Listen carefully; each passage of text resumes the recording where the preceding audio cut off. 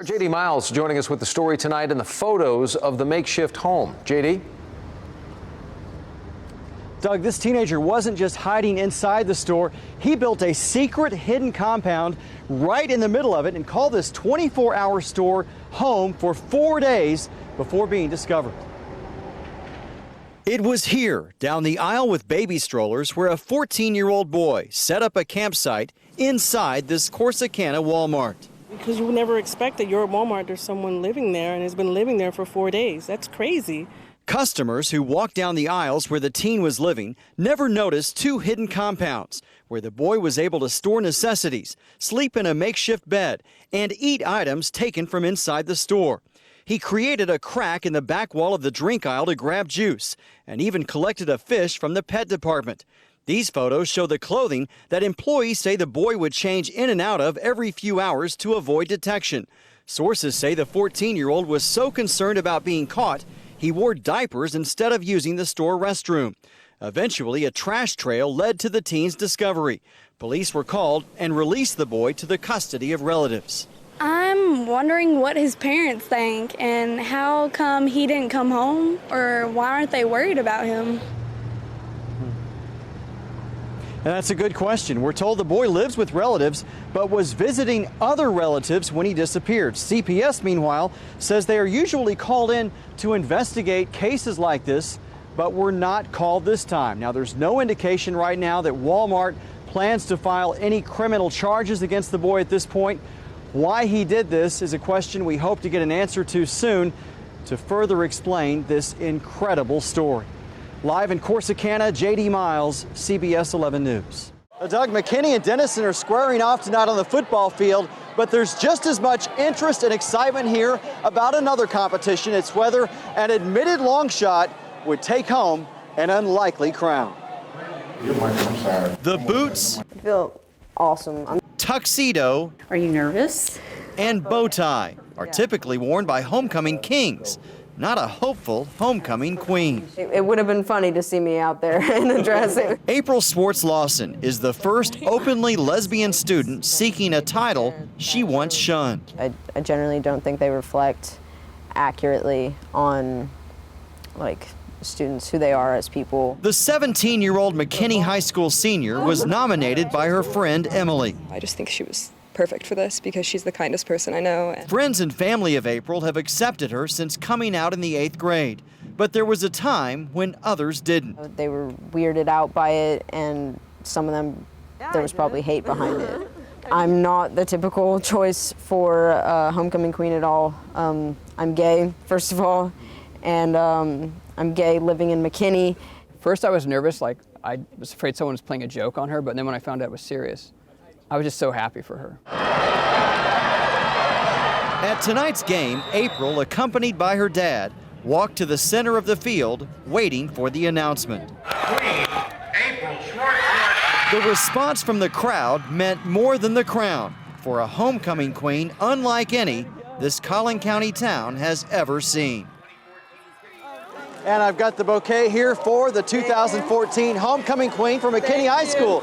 April, congratulations. Thank you so much. You know, we've seen across North Texas this year a lot of inspiring choices for homecoming kings and queens, and this is certainly one of them. Live in McKinney tonight, J.D. Miles, CBS 11 News. Karen and Doug, I thought we were going to have to keep it down because it's bedtime, but we've got some night owls here. Let me introduce you to them. This is little Rayleigh. This is Gracie, this is Brant, this is Tessa, and this is Mia. The Seals quintuplets are resting comfortably on their first night out together from Baylor Hospital. With IV tubes full of baby formula attached to their tummies, dinner time is a little different for the Seals quintuplets. She seems to be doing pretty good, as long as she don't spit on me here. 4 of the 5 babies still use a feeding tube, but all were finally healthy enough to leave after 4 months in Baylor Hospital. Even though a few weren't too happy about it. It's just been great getting to know this family and taking care of these sweet babies. After saying goodbye to the nurses who adored them, the Fab Five, as they become known, are the first quintuplets in the hospital's 110-year history. We probably will never take care of quintuplets ever again. The parents had to borrow a church van from their hometown of Maud in northeast Texas to transport their family of now 8 to a friend's home in Carrollton. It was a little bit of an adjustment. Paula Foster took in the seals despite being in the middle of treatment for breast cancer. But she says the babies have helped her through a difficult time. I want to keep one of them, but she says I can't. So I'm sure there'll be some tears shed tomorrow. Yes, the other night I started crying on Paula. It's hard to leave her and Dave because they've been so good to us, and this was the kids' first home to come to. Look. Now you might think the seals have a plan or a schedule or routine for feedings and diaper changes with all these babies. They don't. Michelle and Stephen tell me they will be on their own when they head out tomorrow with these 5 little precious bundles of joy and their 2-year-old here, Brady. Live in Carrollton, J.D. Miles, CBS 11 News. Adrian, this looks like a normal fire hydrant until you see what's on top of it. It's a padlock, and the mayor of this town has authorized police and firefighters to use bolt cutters on them in a dispute with the water company.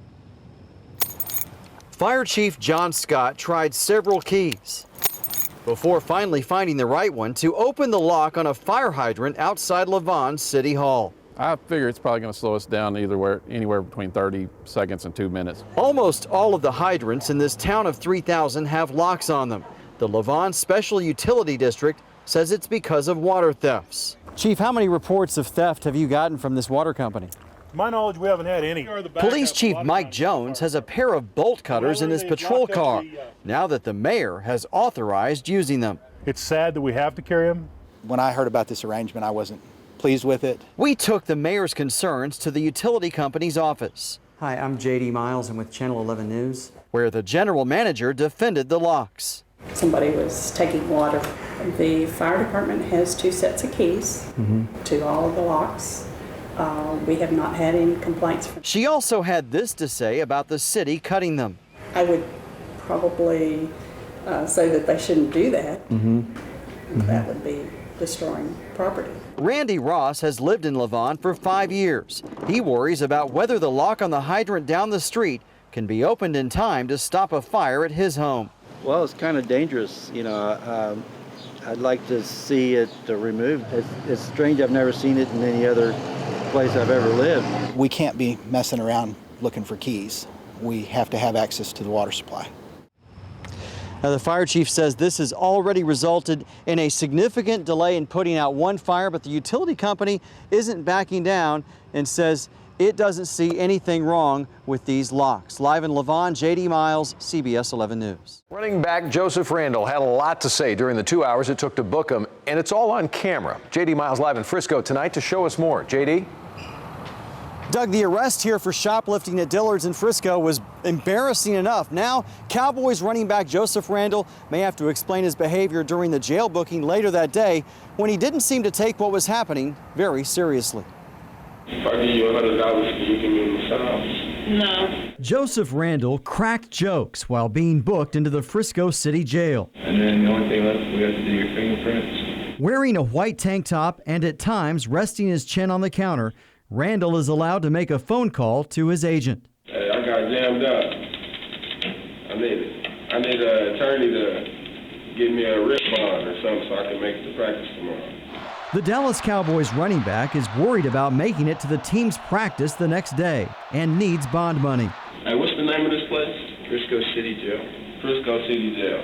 Randall also expresses concern about whether his arrest for shoplifting underwear and cologne from Stonebriar Mall will get out to the public. Hey, is this going to get in the news, you think? At one point on the video, Randall gets in trouble for trying to use his phone without permission. Hey, bro, leave the door unlocked. I'm going to hit you right back. You want to get you that charge on you? Are you crazy? Randall also talks about his teammates accused of more serious crimes. Josh Brett, he's still up in the locker room. So what? This is stupid. Randall later gets a mugshot taken and expresses concern about how he looks in the photo. How come y'all had to hide away on him? It's not a damn trading card. Now, Randall also expressed concern about whether or not he might be cut by the Cowboys, but so far the team has not issued any discipline. Live in Frisco, J.D. Miles, CBS 11 News. Health officials didn't even know about it until our J.D. Miles told them. He is live at the Ivy Apartments in Northeast Dallas with a story you will see only here. J.D. Well, Karen, this is a night when children will be entering a lot of scary places for fun, but there is a real fear of children wandering into that apartment because it's open and only recently rid of a deadly disease. There's still a sign on the door warning people to stay away. That's why Masoud Osmanovich can't understand why the door is unlocked and cracked open. Because I got 2 kids on my own and I'm scared to even walk by that area. I'm moving because of that. Osmanovich has young children, as do many residents of the Ivy Apartments. It's where Thomas Duncan was visibly sick from Ebola. But now the apartment is not only unlocked, it's open to anyone. You never know who and when somebody's gonna get in that apartment.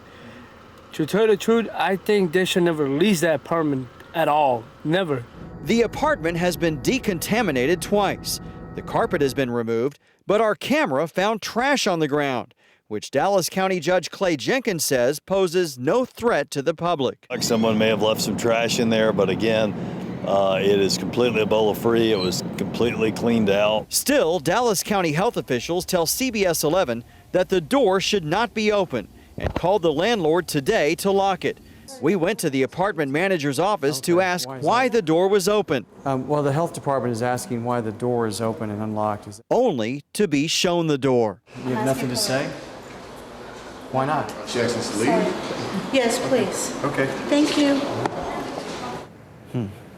And tonight, the door still remains open. Judge Jenkins says the property control order on that apartment expired when Thomas Duncan's relatives moved out 2.5 weeks ago. And while these tenants don't like it, there doesn't seem to be much they can do about it. Live in Dallas, J.D. Miles, CBS 11 News.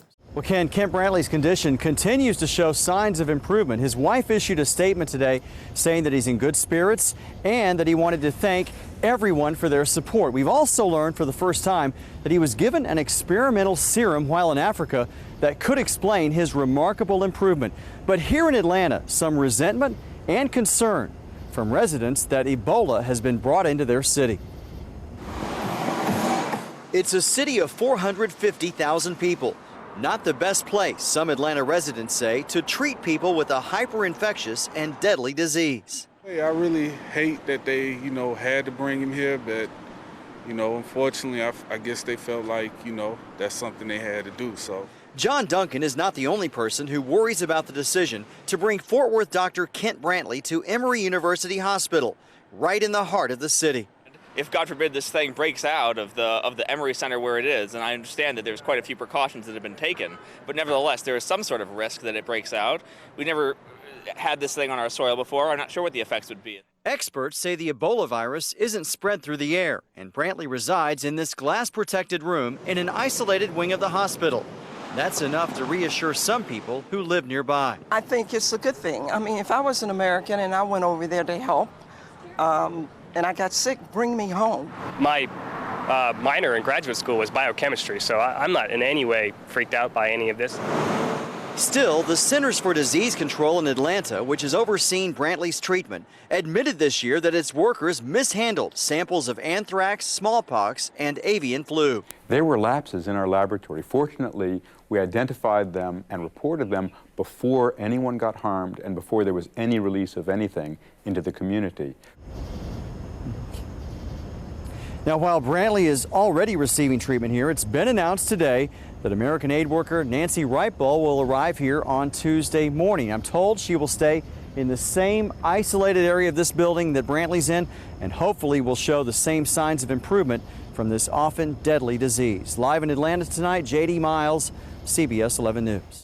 Karen, Fort Hood officially released the name of the suspected shooter, Ivan Lopez, earlier today, but little else during a briefing here outside the front gate that included a lot of questions about how something like this could possibly happen again. A memorial bouquet at the front gate. It's the only visible reminder of the bloodshed inside the Army post where Fort Hood soldiers returned to work a day after 3 were killed and 16 were wounded by a man who finally has a face behind the name Ivan Lopez. We have very strong evidence that he had a medical history that indicates unstable psychiatric or psychological condition. Fort Hood's top general offered more insight into the shooting rampage. He says Lopez's mental health was being evaluated, but it didn't stop him from buying a handgun at this Killeen gun store. It's the same store that also sold Nidal Hassan's weapons before the 2009 massacre. A gun store employee declined an on-camera interview, but did tell me Army commanders often alert them to troubled soldiers who should be turned away. The employee says that didn't happen with Lopez. In a recent posting on his Facebook profile, Lopez mentioned being robbed and wrote, quote, "Green light and finger ready, as easy as that." That was the same day authorities say he bought the gun. I think it's horrible. That's what I think. Meantime, neighbors in the Killeen apartment complex where Lopez lived with his wife and young child expressed surprise. Now, the gun store owner tells me that they've been questioned by the FBI. I'm also told the FBI has questioned Lopez's wife. On another note, we're told that here at the Post, there's going to be a memorial for the victims sometime next week, and also Governor Perry will be here tomorrow. Live at Fort Hood, J.D. Miles, CBS 11 News.